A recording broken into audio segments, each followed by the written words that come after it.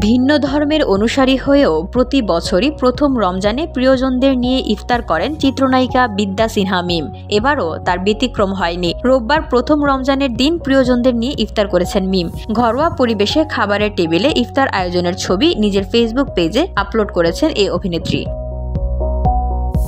এর ক্যাপশনে লেখেন, এই বরকতময় রমজানের প্রথম ইফতার আমার প্রিয়জনদের সঙ্গে শেয়ার করলাম। একতা, আশীর্বাদ এবং সুন্দর মুহূর্তগুলোর জন্য সবার কাছে কৃতজ্ঞ। ব্যক্তিগত জীবনে সনাতন ধর্মের অনুসারী বিদ্যা সিনহা মিম, কিন্তু প্রতি বছরই তিনি ঈদ উদযাপন করে ধর্মীয় সম্প্রীতির বার্তা দেন। এরই ধারাবাহিকতায় মিম এবারের পবিত্র রমজান মাস উপলক্ষে ধুলো, ময়লা ও ক্ষতিকর ধূলিকণা থেকে নিমিষেই মুক্তি দেয় চৌধুরী এয়ার পিউরিফায়ার। এর শক্তিশালী সাকশন ঘরের কোনায় কোনায় লুকিয়ে থাকা সকল ধুলা টেনে ফিল্টার করে এবং বের করে আনে নির্মল ও স্বাস্থ্যকর হাওয়া।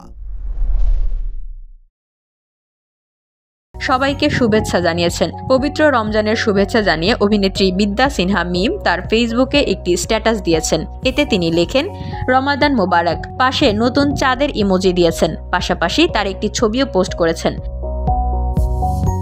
অভিনেত্রী বিদ্যা সিনহা মিম ঈদুল আজহার সময় তাকে কাজে সহায়তাকারীদের জন্য কোরবানিও দেন। এতে রীতিমতো মুগ্ধতা ও ভালোবাসা প্রকাশ করেন মিমের ভক্ত অনুরাগীরা। মিম অভিনীত সর্বশেষ ব্যবসা সফল সিনেমা পরাণ, এরপর দামাল, অন্তর্জাল মুক্তি পায়। এখনও বেশ কয়েকটি নতুন সিনেমার প্রজেক্ট নিয়ে কথা হচ্ছে বলেও জানালেন তিনি। শিগগিরই আসবে সেই সব সিনেমার ঘোষণা। VOD Bangla news desk.